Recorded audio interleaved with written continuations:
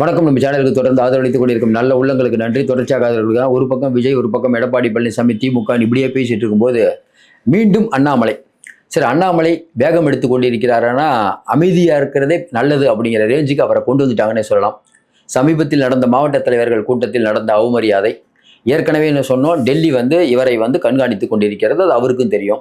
சரி, டெல்லி கண்காணிச்சுட்டு இருக்குதே, தணிக்கை ஆரம்பிக்கிறேன் அப்படின்னு சொல்லிட்டு இருந்தாரு. என்ன ஆச்சுன்னா பிஜேபியும் பார்த்துட்டு இருக்காங்க.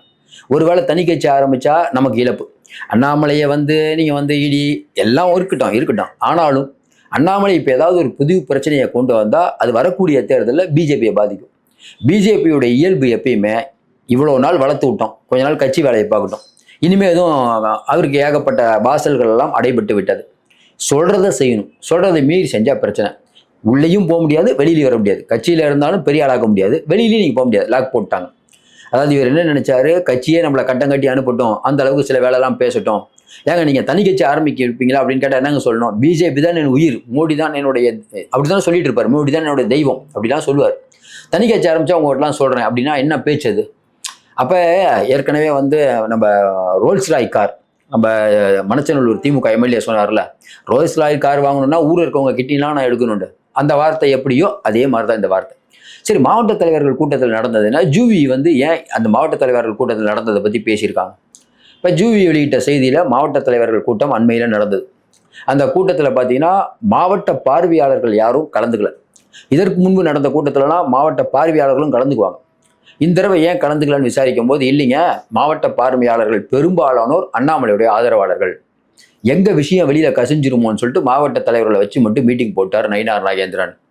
இப்படி ஒரு சம்பவம் நடக்கிறது இன்னைக்கு பிஜேபி. ஏன்னா பிஜேபினா ஒரு ஆர்கனைசிங் பார்ட்டி, அவங்க இப்படித்தான் எல்லாம் நடத்தணும்னு நினைப்பாங்க. அப்படிப்பட்ட பிஜேபியில இந்த மாதிரி ஒரு சம்பவம் நடந்தா உடனே கேசவ விநாயகம் டெல்லிக்கு ரிப்போர்ட் பண்ணுவார். ஆனா இந்த தடவை பார்த்தீங்கன்னா கேசவ விநாயகம் டெல்லிக்கு ரிப்போர்ட்டே பண்ணல. அப்ப அண்ணாமலை அப்படிங்கிற ஒருத்தரை கார்னர் பண்றதுல கேசவ விநாயகம் சேர்ந்துட்டாரானா, ஒரு ஆள்கிட்ட சண்டை போட்டா பரவாயில்ல, ஊர் ஃபுல்லா சண்டை போட்டா, குஷ்பு அவர்கள்ட்ட பிரச்சனை, வானதி அவர்கள்ட்ட சண்டை, தமிழிசை அவர்கள், பொன் ராதாகிருஷ்ணன், ஹெச் ராஜா, சொல்லிக்கிட்டே போகலாம். டோட்டலாக எல்லாத்தோடையும் சண்டை. அப்போ தான் இன்னைக்கு கமலாலயத்தில் முடிசூடா மன்னன் அப்படின்ட்டு ஒரு பக்கம் ஒரு பாக்கெட்டில் அமித்ஷா, இன்னொரு பாக்கெட்டில் மோடி என் பாக்கெட்டில் இருக்காருன்னு சொல்லி அவருடைய ஆட்கள்லாம் தெரியும், ரெட்டியிலேருந்து சூர்யாவிலேருந்து அவங்கெல்லாம் பண்ண அட்ராசிட்டி தாங்க முடியாத அளவுக்கு போய் எல்லாரும் புலம்பி தீக்கிற மாதிரி ஆயிடுச்சு கமலாலயம். விஜயதாரணி அவர்கள் ஓரம் கட்டப்பட்டது, சொல்லிக்கிட்டே போகலாம். இப்போ எல்லாரும் சேர்ந்து ஒரு வாய்ப்பு. ஏற்கனவே அண்ணாமலை அவர்கள் இந்த இடம் வாங்கின மேட்ரு பெருசாக ஆயிடுச்சு தெரியுங்களா? அந்த மேட்ரு பெருசாக வேண்டியது அப்படியே ஏன் அமுங்குச்சு? நல்லா யோசனை பாருங்க. இப்போ திமுக நினச்சிருந்தா அது ரொம்ப பெருசாகிருக்கலாம். திமுக ஏன் அமைக்கி வாசிக்குது? சின்ன விஷயம், அதாவது ஒன்றுமே இல்லாத விஷயமாக இருந்தாலும் பாசிச பாஜகன்னு சொல்கிற திமுக இன்னைக்கு இந்த இடம் வாங்கின விஷயத்தில் அவருக்கு முழுமையான உதவி பண்ணது, அந்த பத்திரப்பதிவெல்லாம் யார் பண்ணதுன்னா பத்திரமான அமைச்சர் தான். அப்போ அவருக்கு என்ன இவ்வளோ ஆர்வம்? நாளை ஈடி அண்ணாமலை காப்பாற்றுவார். அண்ணாமலை பாடே திண்டாட்டமாக இருக்குது. அதையும் தாண்டி இந்த ஒரு விஷயம், இப்போ எவ்வளோ பத்திரப்பதிவு பண்ணாங்க, வழிகாட்டு நெறிமுறை என்ன, எல்லாம் இன்னைக்கு திமுகவுக்கு தெரியும். விஜய் அவர்கள் திருசா நீங்கள் தனி ஃப்ளைட்டில் போகிற ஃபோட்டோவை போட தெரியுது. அப்போ இந்த விஷயம் ஆதாரம் இருந்தும் இவங்ககிட்ட எல்லாமே இருக்குது. சப்போஸ் ஆதாரமே இல்லைங்க, அதை பெரிய அளவுக்கு ஆக்கியிருக்க முடியாது. இன்னைக்கு திமுக நினச்சா பாருங்க, வாட்சை வச்சு எவ்வளோ பெரிய பிரச்சனை ஆக்குறாங்க. அண்ணாமலை வாட்சு இங்கேருந்து வாங்கினார், அங்கேருந்து வாங்கினாருன்னு செந்தில் பாலாஜி அந்த பிரச்சனையை ஆரம்பித்து அண்ணாமலைக்கு தூக்கமே போச்சு. 3 மாதம் டைம் கேட்டாரா? இந்த விஷயத்தை எவ்வளோ பெருசாகிருக்கலாம். திமுக ஃபைல்ஸ் வெளியிட்டார், டிஆர் பால் மேலே கேஸ் போட்டிருக்காரு. திமுகவை அதாவது திமுகவை தோக்கடிக்காமல் நான் ஓய மாட்டேன்லாம் சொன்ன அண்ணாமலை இன்னைக்கு என்ன நம்பிட்டு இருக்காரு? இன்னைக்கு என்ன ஆச்சு? எதிரிக்கு எதிரி நண்பன். என்ன எதிரிக்கு எதிரி நண்பன்? திமுகவுக்கு எடப்பாடி பழனிசாமி வீழ்த்தணும், அண்ணாமலைக்கு எடப்பாடி பழனிசாமி வீழ்த்தணும். அதற்காக மாப்பிள்ளையுடன் கைகோர்க்கிறாரா அப்படின்னா வரக்கூடிய தகவல்லாம் பார்த்தா இல்லைங்க, ஒரு ரவுண்டு பேசிட்டாருங்கிற மாதிரி சொல்றாங்க. நமக்கு நம்ப முடியல. இருந்தாலும் சில விஷயங்கள்லாம் நம்பாமல் இருக்க முடியல.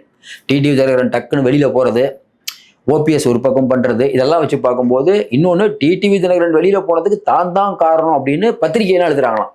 சார், பத்திரிகை ஆதாரம் இல்லாமல் எழுதுவாங்க, அதெல்லாம் மாட்டுக்கருத்துல. ஆனால் நெருப்பு இல்லாமல் புகையுமா? இப்போ அண்ணாமலை அவர்கள் ஒரு விஷயத்தில் மாட்டிக்கிட்டார். என்ன விஷயம் மாட்டிக்கிட்டார்? அவர் கட்சிக்கு எதிராக, அதுவும் குறிப்பாக பார்த்தீங்கன்னா அந்த கூட்டணிக்கு எதிராக நிறைய விஷயங்களை பண்ணிட்டு இருக்காருன்னு எல்லாரும் ரிப்போர்ட். முதல் நாள் கூட்டணி முடிஞ்சு அமித்ஷா அதிமுக பிஜேபி கூட்டணி வெற்றி கூட்டணி அப்படிங்கிறார். அப்படித்தானே பேசணும். எடப்பாடியும் சொல்றாரு. இவர்கிட்ட கேட்டால் என்ன சொல்லணும்? சேர்ந்துட்டாங்க, இனிமேல் ஜெயிப்போங்க, அவ்வளோதாங்க. அதை விட்டுட்டு சேர்ந்தா மட்டும்லாம் முடியுமாங்க? ஒரு விஷன் இருக்கணுங்க. சொன்னாரா இல்லையா? என்ன விஷயம்னு அதெல்லாம் எடப்பாடி பழனிசாமி பார்த்துக்குவார். ஒரு தொண்டன் சொல்லிட்டு அண்ணாமலை அவர்கள் எல்லை மீறி கொண்டிருக்கிறார் பேச்சில்.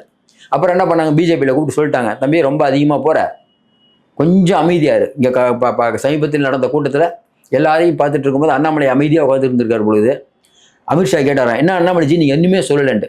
இல்லை ஜி, என்னோட வேகத்தை குறைச்சிட்டேன்னு. அதான் அண்ணாமலை அமித்ஷா மனசில் நினச்சிருப்பாரு, வேகத்தை குறைச்சா உங்களுக்கு நல்லது, ஏற்கனவே இருக்குது, இடி எப்போனாலும் வரும். இடி ஏற்கனவே பிஜேபி இல்லாத எதிர்க்கட்சி தலைவர்கள் வீட்டுக்கும் போகும். பிஜேபிக்கு எதிராக செயல்படக்கூடிய நம்ம சத்யபால் மாலிக், முன்னாள் ஆளுநர், காஷ்மீர் ஆளுநர், அவர் எப்படி அப்படி அனுப்புனாங்கன்னு தெரியும். தன்கருக்கு இப்போ எப்படி என்ன மரியாதை கொடுத்து அனுப்புனாங்க. பிஜேபி ஒன்று நினைச்சாங்கன்னா தூக்கி போட்டாங்கன்னா தூக்கி போட்டதான். இப்போ பிஜேபி என்ன இன்னைக்கு அமித்ஷா என்ன வச்சுப்பாரு, நாங்கள் தமிழ்நாடு பிஜேபி தலைவராக உங்களை வைப்போம், வாடலாவி அதிகாரம், என்னை கமலாலயத்தில் உட்காந்துருக்க அரெஸ்ட் பண்ணிப்பாருன்னு சவுண்டு கொடுத்ததுக்கு காரணம் பிஜேபி. இவ்வளோ ஒரு அதிகாரத்தை கொடுத்து வச்சா நீங்கள் தமிழ்நாடு ஃபுல்லாக நீங்கள் பிரபலம் ஆகிட்டு எலெக்ஷனுக்கு கொஞ்ச நாள் முன்னால் தனி கட்சி ஆரம்பிப்பீங்க. அதை பிஜேபி வேடிக்கை பார்க்கும். ஓபிஎஸ் டிடிவியோட நீங்கள் கூட்டணி வச்சிங்கன்னா பிஜேபி வேடிக்கை பார்க்குமா? இப்போ அமித்ஷா என்ன பண்ணுவார், தம்பி கொஞ்சம் அப்படியே நல்லா வச்சுக்கிறேன்னு சொல்லி இப்போதைக்கு எதுவுமே பண்ணக்கூடாது, அவரை திட்டெல்லாம் கூட அப்படியே அரவணைக்க வேண்டியது. அரவணைச்சதுக்கு அப்புறம் எலெக்ஷன் முடியட்டும், அதுக்கப்புறம் இருக்குது கச்சேரி. இது அண்ணாமலைக்கும் ஓரளவுக்கு பூடகமாக தெரியுமா இல்லையா தெரியல. ஏன்னா அண்ணாமலைக்கு ஒரு விஷயம் மட்டும் புரியுது, பிஜேபி தலைமை முதல்ல மாதிரி நம்ம மேலே நம்பிக்கை வைக்கல. நயினார் நாகேந்திரன் சரியா தப்போ நயினார் தலைவர் ஆகிட்டார் சார். ஆனால் நயினார் நாகேந்திரன் ஆளுமை இல்லை கீழுமை இல்லைன்னு இவங்களே எல்லாம் விமர்சனம் பண்ணிட்டு இருந்தாங்க. அதையும் அமித்ஷா கூப்பிட்டு இனிமேல் இந்த ஃபேஸ்புக் யூடியூப்ல இந்த மாதிரி வேலையெல்லாம் பண்ணக்கூடாதுன்னு சொல்லிட்டார். இன்னொரு பக்கம் குருமூர்த்திட்டே போய் சரண்டர் ஆகிறார் அண்ணாமலை. இவ்வளவு நாள் குருமூர்த்தியை மதிக்காம என்ன சொல்லிட்டு இருந்தாரு.